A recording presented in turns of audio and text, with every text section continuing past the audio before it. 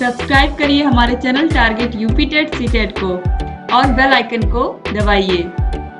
Hello friends, मैं रेनू स्वागत करती हूँ आप सभी भावी अध्यापक एवं अध्यापिकाओं का आपके अपने channel target UP TET CTET में। दोस्तों, आज की इस वीडियो में आप लोग के डीएलएड 4th सेमेस्टर में जो आपका 8वां पेपर है शांति शिक्षा, इसके सभी बहुविकल्पी क्वेश्चंस को आज की इस वीडियो में हम देखने वाले हैं। और ये आप लोगों के पवन सीरीज के सभी बहुविकल्पी क्वेश्चंस है। इससे पहले मैंने राजन सीरीज भी पढ़ाई है सभी विषयों की, अगर आपने वो नहीं देखी है तो वो भी देख लीजिए। तो आज की इस वीडियो में सभी बहुविकल्पी क्वेश्चंस को हम समाप्त करने वाले हैं पढ़ा करके। तो चलिए स्टार्ट करते हैं। सबसे पहले यहाँ पर आप देखिए, पहला क्वेश्चन है शांति शिक्षा के निहितार्थ हैं। यानी कि यहाँ पर कहा गया है इस क्वेश्चन में कि जो शांति शिक्षा है इसका अर्थ क्या होता है या किस तरीके से कार्य करता है। तो लोगों को हिंसा का मार्ग चुनने के बजाय शांति का मार्ग चुनने में सशक्त बनाना, यह कार्य है शांति शिक्षा का। दूसरा, उन्हें शांति का उपभोक्ता बनने के बजाय उसका सर्जक बनाना।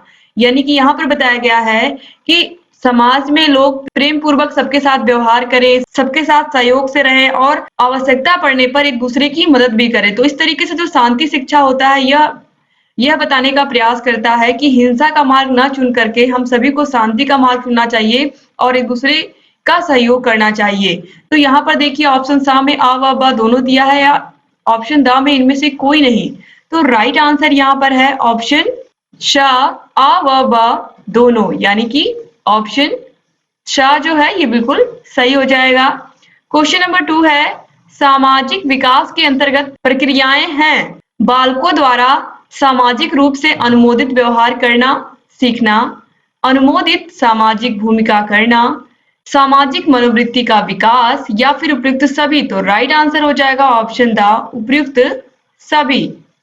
इसके बाद अगला क्वेश्चन है क्वेश्चन नंबर 3, व्यक्तित्व से अभिप्राय है। तो व्यक्तित्व की प्रकृति संगठनात्मक तथा गत्यात्मक है। व्यक्तित्व में मनो तथा शारीरिक दोनों प्रकार के गुण समाहित रहते हैं। व्यक्तित्व वातावरण के साथ समायोजन से अभिलक्षित होता है या उपरोक्त सभी। तो राइट आंसर है ऑप्शन द उपरोक्त सभी। ये सभी क्या है? व्यक्तित्व की विशेषताएं हैं। इसके बाद क्वेश्चन नंबर 4 है व्यक्तित्व को निखारने में बाधक तत्व है। दूसरों को सम्मान न देना, गाली देना, बात बात में झगड़ा करना या फिर उपरोक्त सभी। तो किसी भी व्यक्ति का जो व्यक्तित्व होता है उसके अंतर्गत ये सभी चीजें नहीं आनी चाहिए। वह अगर दूसरों को सम्मान नहीं देता है तो वह उस व्यक्ति का व्यक्तित्व नहीं हुआ। गाली देना या बात बात में झगड़ा करना, ये सभी चीजें किसी भी व्यक्ति के व्यक्तित्व को नहीं निखार सकती हैं। ये केवल और केवल क्या कर सकती हैं? किसी भी व्यक्ति के व्यक्तित्व को धूमिल कर सकती हैं। तो इसीलिए ऑप्शन द जो है उपरोक्त सभी ये बिल्कुल राइट आंसर है। क्वेश्चन नंबर 5 है व्यक्तित्व के गुण हैं ईमानदारी एवं कर्तव्य निष्ठा, सहयोग एवं परोपकार, सत्य बोलना या उपरोक्त सभी। दोस्तों यहाँ पर आप देखिए सहयोग एवं परोपकार, सत्य बोलना, उपरोक्त सभी। तो व्यक्तित्व के गुणों में ही ये सभी चीजें आती हैं। कोई भी व्यक्ति अगर ईमानदार है, कर्तव्यनिष्ठ है, अपने सभी कामों को सही से करता है, दूसरों के साथ सहयोगात्मक पूर्ण व्यवहार करता है, परोपकारी है यानी कि लोगों की मदद भी करता है, सदा सत्य बोलता है, तो ये सभी एक व्यक्तित्व के गुण होते हैं, किसी भी व्यक्ति की पर्सनैलिटी होती है। तो ऑप्शन द जो है ये बिल्कुल सही है। क्वेश्चन नंबर 6 है समाज के विभिन्न सदस्यों के बीच परस्पर होने वाली सामाजिक अंतरक्रिया के आधार हैं सहयोग एवं प्रतिस्पर्धा, संघर्ष एवं व्यवस्था, आत्मीकरण या उपरोक्त सभी। तो राइट आंसर है ऑप्शन द उपरोक्त सभी। क्वेश्चन नंबर 7 है सारी शिक्षा शांति के लिए ही है। यह कथन किसका है? यानी कि जो भी शिक्षा हम लेते हैं वह समाज में शांति स्थापित करने, इसके अलावा किसी प्रकार की हिंसा ना करने, लोगों के साथ मिलजुल कर रहने, यही सब बातें हमें शांति शिक्षा सिखाती है। तो यह कथन किसका है कि सारी शिक्षा शांति के लिए ही है? गांधी जी का, स्वामी विवेकानंद का, मारिया मांटेसरी का, इनमें से कोई नहीं। तो राइट आंसर है ऑप्शन सा मारिया मांटेसरी का। क्वेश्चन नंबर 8 है शांति शिक्षा के उद्देश्य हैं शांति शिक्षा द्वारा हिंसा से संबंधित मुद्दों के प्रति जागरूक करना, प्रशिक्षुओं को हिंसा के विभिन्न रूपों से आगाह करना, हिंसा से निपटने की समझ विकसित करना और उपरोक्त सभी। तो राइट आंसर है ऑप्शन द उपरोक्त सभी। क्वेश्चन नंबर 9 है निम्नलिखित में से किसने शांति का पाठ पढ़ाने में अथक परिश्रम किया? निम्नांकित में से किसने शांति का पाठ पढ़ाने में अथक परिश्रम किया था? तो सिकंदर ने, अंगुलीमाल ने, मीर जाफर ने या मोहम्मद साहब ने। तो राइट आंसर है ऑप्शन द मोहम्मद साहब ने। क्वेश्चन नंबर 10 है शांति शिक्षा से संबंधित मूल्य कहाँ से नहीं प्राप्त होता है? युद्ध से, संस्कृति से, नैतिक शिक्षा से या वैज्ञानिक शोध से। तो युद्ध से कभी भी शांति शिक्षा से संबंधित मूल्य आप नहीं प्राप्त कर सकते, क्योंकि जो युद्ध होता है इसमें क्या होती है, हिंसा होती है, और शांति शिक्षा कभी भी हिंसा को बढ़ावा नहीं देती, बल्कि यह क्या कहती है, हम हर चीज को शांति से बातचीत के माध्यम से सुलझा सकते हैं, किसी बड़े से बड़े मसले को भी। क्वेश्चन नंबर 11 है, निम्नांकित में से कौन शांति शिक्षा का उद्देश्य नहीं है? आंतरिक सहज प्रवृत्ति का विकास, हिंसा को अपनाना, शांति के आवश्यकता की समझ, या आंतरिक शांति का विकास। दोस्तों यहाँ पर देखिए, शांति शिक्षा का उद्देश्य बिल्कुल नहीं है हिंसा को अपनाना। भी मैंने आपको बताया है कि हिंसा ना हो, हर चीज शांति से निपट जाए, बातचीत से निपट जाए, यही शांति शिक्षा का उद्देश्य है। तो हिंसा को अपनाना ये बिल्कुल भी शांति शिक्षा का उद्देश्य नहीं है, तो ऑप्शन ब बिल्कुल सही हो गया। क्वेश्चन नंबर 12 है, शांति की दृष्टि से निम्नांकित में से कौन सा गुण आवश्यक है? अहमग्रस्तता, स्वार्थपरता, भाईचारा, या परनिंदा। तो राइट आंसर है भाईचारा। क्वेश्चन नंबर 13 है, शांति शिक्षा की आवश्यकता का प्रतिपादन निम्नांकित में से किस कथन द्वारा नहीं होता है? भावी पीढ़ी के लिए, समाज की समरसता के लिए, राष्ट्रों में मैत्री के लिए, प्राकृतिक संसाधनों के अंधाधुंध दोहन के लिए। तो राइट आंसर है ऑप्शन द, प्राकृतिक संसाधनों के अंधाधुंध दोहन के लिए। क्वेश्चन नंबर 14 है, निम्नांकित में से कौन सा ज्ञान शांति शिक्षा में आवश्यक नहीं है? न्याय आधारित विकास, विभिन्न देशों में व्यापार, शांतिपूर्ण विकास, या शांति का प्रत्यय। तो राइट आंसर है ऑप्शन ब, विभिन्न देशों में व्यापार। क्वेश्चन नंबर 15 है, निम्नांकित में से किसे शांति के कौशल के रूप में नहीं स्वीकार किया जा सकता है?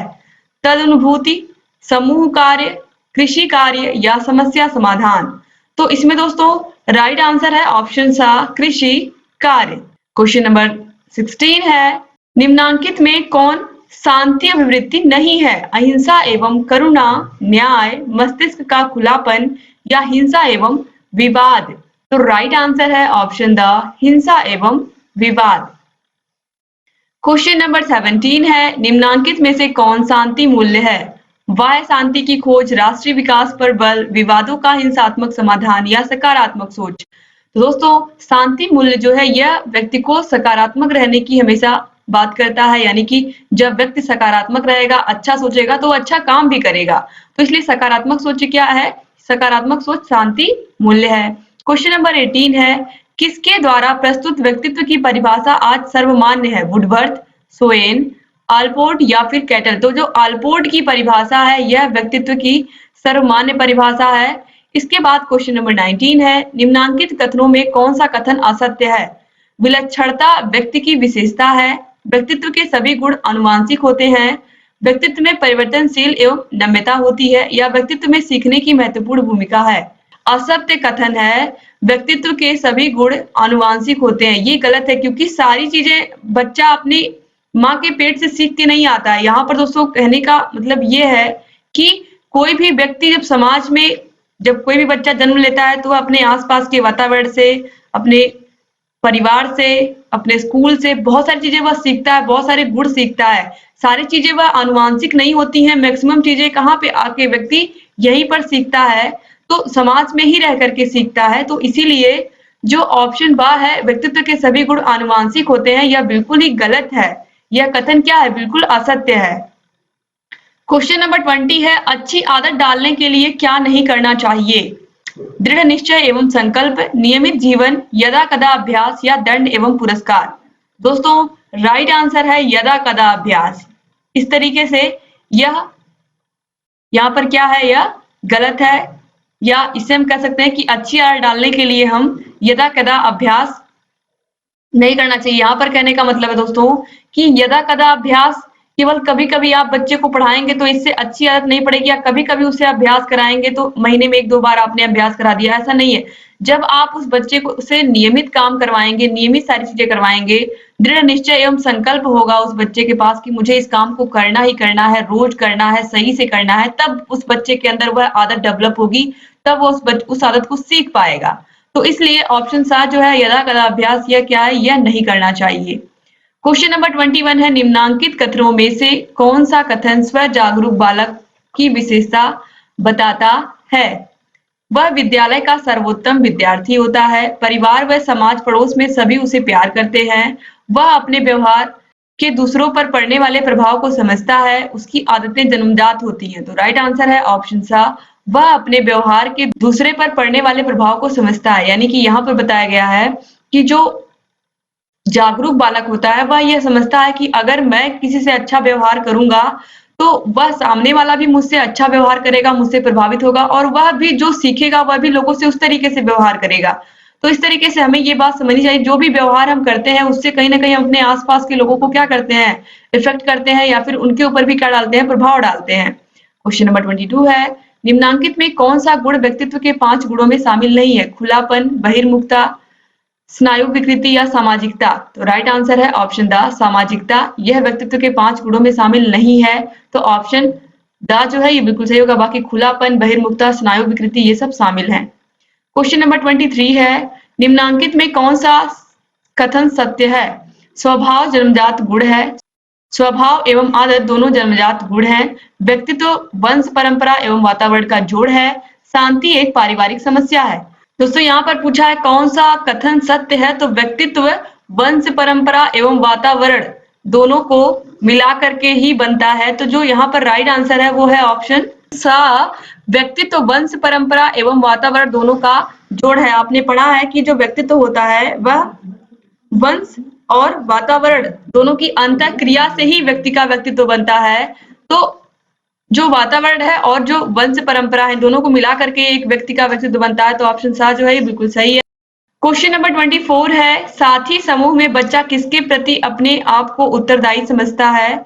अपने जाति के साथी के प्रति, समूह के नेता के प्रति, पड़ोस के साथी के प्रति या विपरीत लिंग के सदस्य के प्रति? तो राइट आंसर है समूह के नेता के प्रति। इसके बाद क्वेश्चन नंबर 25 है, बोध के विषय में कौन सा कथन सत्य नहीं है?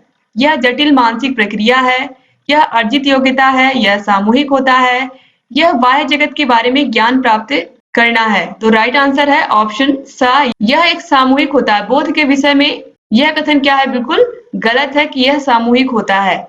यह एक जटिल मानसिक प्रक्रिया है, अर्जित योग्यता है, बाह्य जगत के बारे में ज्ञान प्रदान करता है, यह बिल्कुल सही है। क्योंकि हम सभी चीजें क्या करते हैं, बोध के माध्यम से ही। हमें कोई चीज पढ़ाई गई है तो पहले हम उसका क्या करते हैं, बोध करते हैं, समझते हैं, फिर उसको प्रयोग करते हैं, उसको सीखते हैं। तो ये सब चीजें आपने ऑलरेडी मनोविज्ञान में पढ़ी हुई हैं। तो जो बोध होता है यह एक जटिल मानसिक प्रक्रिया है, क्योंकि जब कोई चीज टीचर ने पढ़ा दी है, जब तक आपको उसका बोध नहीं होगा तब तक आप उसको समझ नहीं पाओगे उस कॉन्सेप्ट को। तो इसीलिए ऑप्शन शाह जो है ये सामूहिक होता है, यह सत्य नहीं है। क्वेश्चन नंबर 26, साथी संबंधों में विविधता के विषय में कौन सा कथन सत्य नहीं है?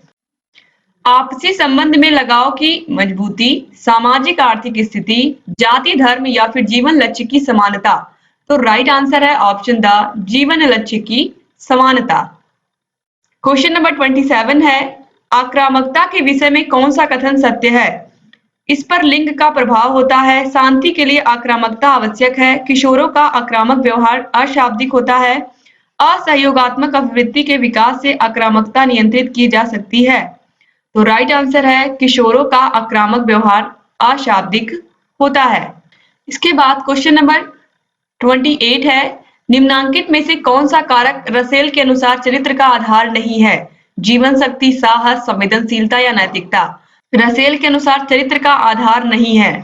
दोस्तों यहाँ पर जीवन शक्ति, साहस, संवेदनशीलता या नैतिकता, इसमें से कौन सा रसेल के अनुसार चरित्र का आधार नहीं? तो ये रसेल के अनुसार है, याद रखिएगा आप लोग। तो ऑप्शन द जो है नैतिकता, ये रसेल के अनुसार चरित्र का आधार नहीं है। बाकी जीवन शक्ति, साहस, संवेदनशीलता ये सभी क्या है, आधार है।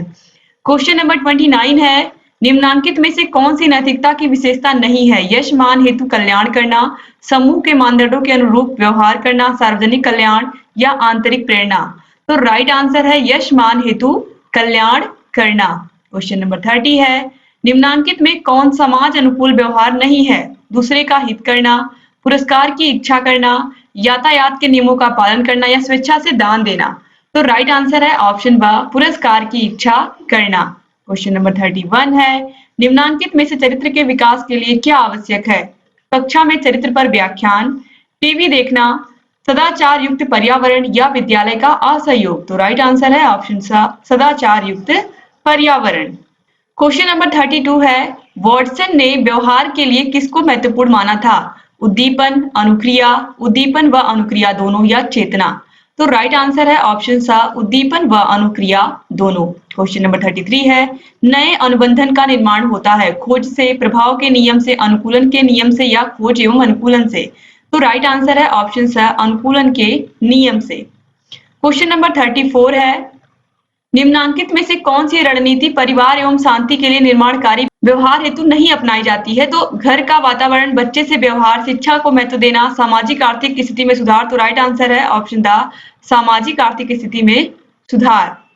क्वेश्चन नंबर 35 है, अवांछित व्यवहार को हतोत्साहित करने के लिए शिक्षक को क्या नहीं करना चाहिए? पुरस्कार का प्रयोग, निष्पक्ष रहना, माना कि बच्चा ठीक नहीं है या नियमित दिनचर्या का पालन। दोस्तों यहाँ पर ऑप्शन सा जो है माना कि बच्चा ठीक नहीं है, यह नहीं करना चाहिए एक शिक्षक को। हर एक बच्चा यूनिक होता है, हर बच्चे के अंदर टैलेंट होता है, बस उसको निखारने की जरूरत होती है।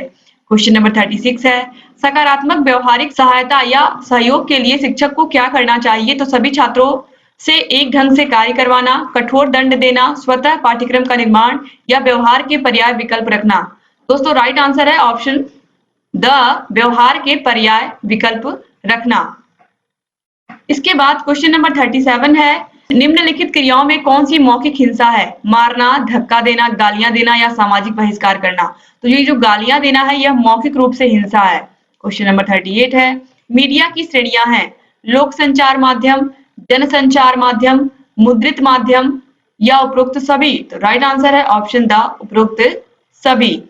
क्वेश्चन नंबर 39 है, गांधी जी ने भारतीय दर्शन को विकसित किया है तत्व मीमांसा, नीति मीमांसा, समाज दर्शन या उपरोक्त सभी।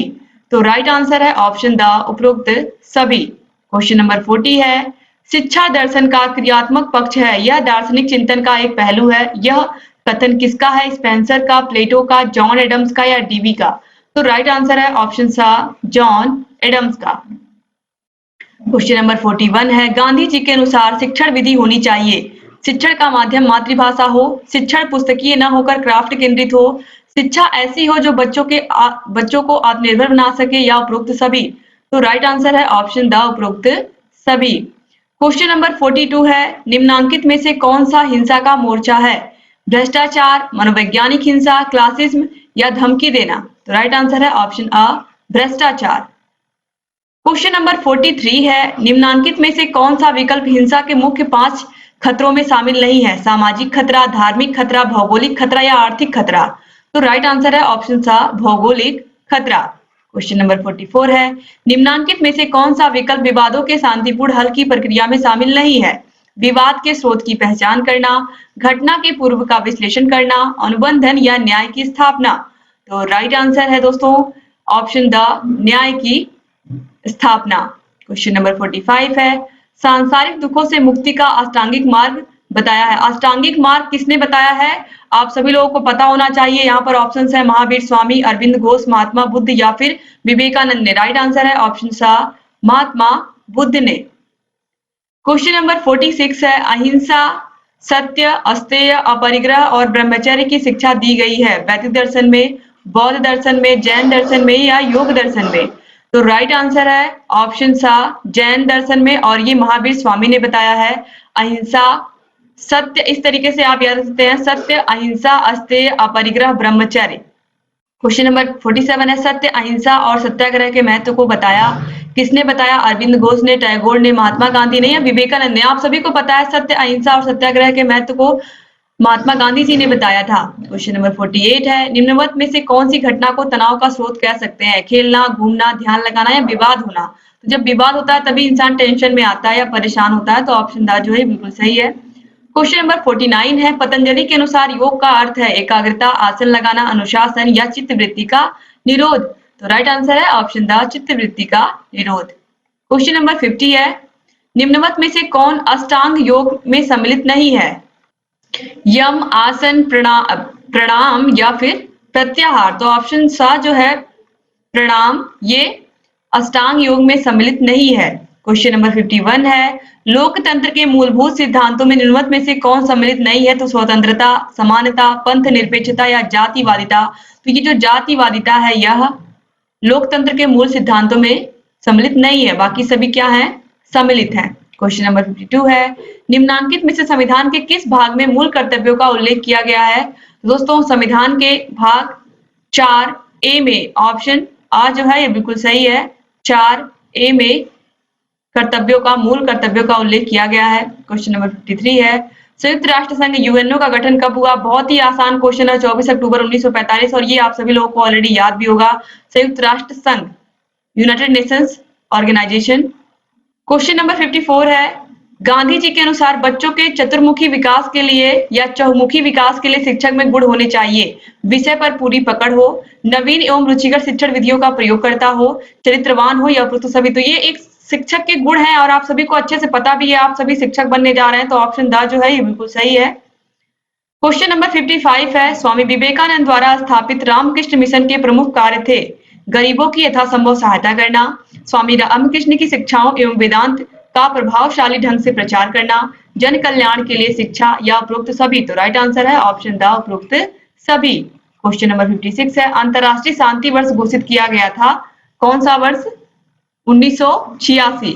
क्वेश्चन नंबर 57 है, स्वामी विवेकानंद का जन्म हुआ 1663 में, 1660 में, 1863 में या 1963 में? तो स्वामी विवेकानंद का जन्म हुआ था 1863 में, ऑप्शन सा जो है ये बिल्कुल सही है। क्वेश्चन नंबर 58 है, निम्नलिखित में से कब मानवाधिकारों की घोषणा की गई थी? दोस्तों संयुक्त राष्ट्र संघ ने यानी कि यूएनओ ने मानव अधिकारों की घोषणा की थी 10 दिसंबर 1948 को। तो ऑप्शन द जो है ये बिल्कुल राइट आंसर है, याद रखिएगा, यहाँ आप ध्यान मत दीजिएगा। 10 दिसंबर 1948 को संयुक्त राष्ट्र संघ ने मानवाधिकारों की घोषणा की थी। क्वेश्चन नंबर 59 है, निम्नलिखित में से कौन धार्मिक सहिष्णुता में बाधक नहीं है? परिवार का वातावरण, व्यक्तिगत स्वार्थ, राजनैतिक हस्तक्षेप या नैतिक आचरण? तो राइट आंसर है ऑप्शन द, नैतिक आचरण। क्वेश्चन नंबर 60 है, धार्मिक सहिष्णुता के विकास के लिए शिक्षक को क्या करना चाहिए? कथनी और करनी में अंतर रखना, स्वतः धार्मिक सहिष्णुता में विश्वास करना, नागरिक शास्त्र विषय का शिक्षण, इसमें शिक्षक का कोई महत्व नहीं रहता है। तो ऑप्शन बा जो है स्वतः धार्मिक सहिष्णुता में विश्वास करना, यह बिल्कुल राइट आंसर है। क्वेश्चन नंबर 61 है, निम्नलिखित में से कौन राष्ट्रीय एकता में बाधक नहीं है? देश में जातिवाद, असमान आर्थिक विकास, पंथ निरपेक्षता या व्यक्ति की राजनीतिक महत्वाकांक्षा? तो जो पंथ निरपेक्षता है यह राष्ट्रीय एकता में बाधक बिल्कुल नहीं है। क्यों? क्योंकि यह मानता है कि सभी धर्म क्या है, समान है और हर एक व्यक्ति समान है संविधान की दृष्टि में। क्वेश्चन नंबर 62 है, निम्नलिखित में से वैश्वीकरण का तात्पर्य है विभिन्न देशों के लोगों का आपसी सामंजस्य, विभिन्न देशों के लोगों की आपसी कटुता, विभिन्न देशों के लोगों की आपसी वैमनस्यता या निम्नलिखित विभिन्न देशों में भ्रमण करना? तो ऑप्शन आ जो है विभिन्न देशों के लोगों का आपसी सामंजस्य क्या है? वैश्वीकरण है, यानी कि सभी लोग मिलजुल कर रहे हो। हमारे देश की जो संस्कृति है वसुधैव कुटुंबकम, यानी कि पूरा विश्व ही क्या है, हमारा घर है। यह संस्कृति अब धीरे धीरे हर देश अपना रहा है, यानी कि सभी लोगों में क्या हो रहा है, आपसी सामंजस्य बन रहा है, मिलजुल करके लोग कार्य कर रहे हैं। क्वेश्चन नंबर 63 है, निम्नलिखित में से कौन सा तत्व वैश्वीकरण के विकास में सर्वाधिक बाधक तत्व है? तो भौतिक व्यवधान, राजनीतिक व्यवधान, मनोवैज्ञानिक व्यवधान या आर्थिक व्यवधान? तो राइट आंसर है ऑप्शन सा, मनोवैज्ञानिक व्यवधान। क्वेश्चन नंबर 64 है, निम्नलिखित में सतत विकास का आयाम कौन नहीं है? सांस्कृतिक, पर्यावरणीय, असीमित संसाधन या सामाजिक? तो राइट आंसर है ऑप्शन सा, असीमित संसाधन। क्वेश्चन नंबर 65 है, सतत विकास क्यों आवश्यक है? अशुद्ध एवं स्वच्छ पर्यावरण के लिए, आर्थिक स्थिरता का अभाव, संसाधनों का कम प्रयोग या असंतुलित विकास? तो राइट आंसर है शुद्ध एवं स्वच्छ पर्यावरण के लिए सतत विकास आवश्यक है, यानी कि विकास तो करे इंसान, हर काम करे जो जिससे देश तरक्की करे, लेकिन इस बात का ध्यान रखे कि वातावरण प्रदूषित ना हो, वातावरण स्वच्छ रहे, तभी हम इस विकास को क्या कहेंगे, सतत विकास कहेंगे। क्वेश्चन नंबर 66 है, संयुक्त राष्ट्र संघ की मानवाधिकारों की सार्वभौम घोषणा हुई, ये भी मैंने आपको बताया है 10 दिसंबर 1948। तो ऑप्शन आ जो है ये बिल्कुल सही हो जाएगा। क्वेश्चन नंबर 67 है, शांति शिक्षा के लिए आवश्यक है? दोस्तों ऑप्शंस यहाँ पर है, अलग से कक्षा की व्यवस्था, समस्त विषयों की कक्षा में दी जा सकती है, समस्त विषयों की शिक्षा कक्षा में दी जा सकती है, हिंदी विषय की कक्षा उपयुक्त होगी या संस्कृत विषय की कक्षा उपयुक्त होगी? तो समस्त विषयों की जो शिक्षा है वो कक्षा में दी जा सकती है, तो ऑप्शन बा जो है ये बिल्कुल सही है। क्वेश्चन नंबर 68 है, बच्चों को सुयोग्य नागरिक बनाया जा सकता है गुणवत्तापूर्ण शिक्षा द्वारा, नैतिकता का पाठ पढ़ाने से, सद्गुणों के विकास से या उच्च कोटि की प्रार्थना कराकर। तो गुणवत्तापूर्ण शिक्षा, क्वालिटी ऑफ एजुकेशन, इसी पर आपका राइट टू एजुकेशन पूरा टिका हुआ है। आप लोग को पता है गुणवत्तापूर्ण शिक्षण पर ही। तो ऑप्शन आ जो है बिल्कुल सही है। और क्वालिटी ऑफ एजुकेशन से कभी भी, सुप्रीम कोर्ट ने भी इस बात को कहा है कि क्वालिटी ऑफ एजुकेशन से कभी कोई समझौता नहीं होगा। इसके बाद क्वेश्चन नंबर 69 है, योग दर्शन के प्रणेता हैं, आपको अच्छे से पता है कौन है, पतंजलि हैं, महर्षि पतंजलि कह सकते हैं आप इनको। तो पतंजलि जी क्या है, योग दर्शन के प्रणेता हैं। क्वेश्चन नंबर 70 है, शांति के लिए नैतिक विकास के साथ उन मूल्यों, दृष्टिकोण एवं कौशलों के पोषण पर बल देती है जो सामंजस्य बैठाने के लिए आवश्यक है। यानी कि शांति शिक्षा नैतिक विकास के उन सभी मूल्यों, दृष्टिकोणों और कौशलों के पोषण पर बल देती है जो सामंजस्य बैठाने के लिए आवश्यक है। 2016 में पूछा गया क्वेश्चन है। मानव प्रकृति और मानव जगत के बीच, विद्यालय और समुदाय के बीच, प्रधानाध्यापक और शिक्षक के बीच, या शिक्षक और बच्चों के बीच। तो ऑप्शन आ जो है, प्रकृति और मानव जगत के बीच। शांति शिक्षा यही बताती है कि प्रकृति और मानव जगत, यानी कि मनुष्य विकास तो करे, बड़ी बड़ी फैक्ट्रियां लगाए, बड़े बड़े कार्य काम करे, लेकिन जो प्रकृति है उसको ना नुकसान पहुंचाए, पेड़ों को ना काटे, जहां तक हो पाए प्रकृति में अधिक से अधिक पेड़ पौधे लगाए। तो ये सभी क्या है, ये शांति शिक्षा के उद्देश्य हैं। क्वेश्चन नंबर 71 है, विश्व भारती की स्थापना किसने की है या स्थापना कब हुई है? तो महात्मा गांधी ने इसकी स्थापना की है, विवेकानंद ने की है, रविन्द्रनाथ टैगोर ने की है, या दयानंद सरस्वती ने की है। दोस्तों, विश्व भारती की स्थापना रविन्द्रनाथ टैगोर जी ने की है। इसके बाद क्वेश्चन नंबर 72 है, निम्नांकित में कौन सा गुण व्यक्तित्व के 5 गुणों में शामिल है? सामाजिकता, एकांत प्रियता, स्वार्थपरता या खुलापन? तो ऑप्शन द जो है खुलापन, ये व्यक्तित्व के 5 गुणों में शामिल है। 2016 में पूछा गया क्वेश्चन है। क्वेश्चन नंबर 73 है, बंधन का निर्माण होता है खोज से, प्रभाव के नियम से, अनुकूलन के नियम से, या खोज और अनुकूलन से? राइट आंसर है ऑप्शन सा, अनुकूलन के नियम से। क्वेश्चन नंबर 74 है, शांति निकेतन और विश्व भारती की स्थापना किसने की है? आपको अच्छे से पता है किसने की है। 2017 में पूछा हुआ क्वेश्चन है। या अरविंद घोष ने, रविन्द्रनाथ टैगोर ने, महात्मा गांधी ने, या विवेकानंद जी ने? तो राइट आंसर है ऑप्शन ब, रविन्द्रनाथ टैगोर जी ने। याद रखिएगा, शांति निकेतन की स्थापना, विश्व भारती की स्थापना रविन्द्रनाथ टैगोर जी ने की है। क्वेश्चन नंबर 75 है, निम्नांकित में से कौन सा लोकतंत्र के सिद्धांत है या कौन से लोकतंत्र के सिद्धांत हैं? बंधुत्व, जातिवाद, समानता, संतोष, समाजवाद, बहिर्मुखता, स्वतंत्रता, समाजवाद, समानता, स्वतंत्रता, जातिवाद या समानता? राइट आंसर है स्वतंत्रता, समाजवाद और समानता। ये क्या है, लोकतंत्र के सिद्धांत हैं। क्वेश्चन नंबर 76 है, संयुक्त राष्ट्र संघ में शांति और अहिंसा के संस्कृति का अंतरराष्ट्रीय दशक कब घोषित किया गया था? तो कब घोषित किया गया था? 2001 से 2010 तक, 2002 से 2011 तक, 1999 से 2008 तक, या 2005 से 2014 तक? राइट आंसर है ऑप्शन अ, 2001 से 2010 तक। क्वेश्चन नंबर 77 है, लोकतंत्र शासन वह प्रणाली है जिसमें जनता का शासन जनता द्वारा और जनता के लिए होता है। यह कथन किसका है? दोस्तों, यह कथन अब्राहम लिंकन का है। क्वेश्चन नंबर 78 है, योग दर्शन के प्रणेता हैं, आपको पता है, महर्षि पतंजलि। क्वेश्चन नंबर 79 है, तनाव प्रबंधन की तकनीक नहीं है, सामाजिक सरोकार, व्यायाम करना, परिस्थितियों के साथ सामंजस्य स्थापित करना, या सदैव चिंताग्रस्त रहना? तो राइट आंसर है ऑप्शन द, सदैव चिंताग्रस्त रहना। क्वेश्चन नंबर 80 है, संयुक्त राष्ट्र संघ की स्थापना कब हुई? 26 जनवरी 1945, 24 अक्टूबर 1945, 24 नवंबर 1945 या 26 दिसंबर 1945? तो संयुक्त राष्ट्र संघ की स्थापना हुई है 24 अक्टूबर 1945 को। ये क्वेश्चन भी बहुत ही इंपॉर्टेंट 2018 में पूछा गया है। क्वेश्चन नंबर 81 है, अष्टांगिक योग में सम्मिलित नहीं है, प्राणायाम, आसन, विधि विधान या ध्यान? तो राइट आंसर है ऑप्शन सा, विधि विधान। क्वेश्चन नंबर 82 है, निम्नांकित में से कौन शांति अभिवृत्ति नहीं है? अहिंसा एवं करुणा, न्याय, मस्तिष्क का खुलापन, या हिंसा एवं विवाद? तो राइट आंसर है ऑप्शन द, हिंसा एवं विवाद। क्वेश्चन नंबर 83 है, योग दर्शन के प्रणेता हैं?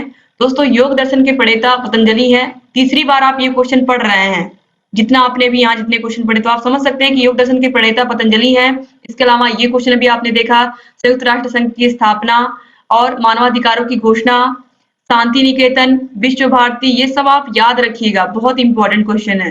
क्वेश्चन नंबर 84 है, शांति कौशलों का आधार है, तनाव व दबाव, सृजनात्मकता, संवेगात्मक अस्थिरता या संकीर्ण विचार? राइट आंसर है ऑप्शन तनाव व दबाव। दोस्तों यहाँ आपको आई बटन दिख रहा होगा, आई बटन पर क्लिक करके आप लोग सभी वीडियोस को देख सकते हैं। 4th सेमेस्टर की हर एक विषय की वीडियोस आपको यहाँ से मिल जाएंगी और बहुत ही अच्छे से डिस्क्राइब करके हमने समझा करके आपको पढ़ाया, तो आप प्लीज उन वीडियोस को देखिए। इसके बाद क्वेश्चन नंबर 85 है, किसी को हानि पहुंचाने के उद्देश्य से किया गया व्यवहार क्या कहा? किसी को हानि पहुंचाने के उद्देश्य से किया गया व्यवहार आक्रामकता कहलाता है, अमित्रवत व्यवहार कहलाता है, विघटित व्यवहार या भ्रष्टाचार। तो राइट आंसर है ऑप्शन अ, आक्रामकता। क्वेश्चन नंबर 86 है, भावात्मक एकता समिति 1961 के अध्यक्ष कौन थे?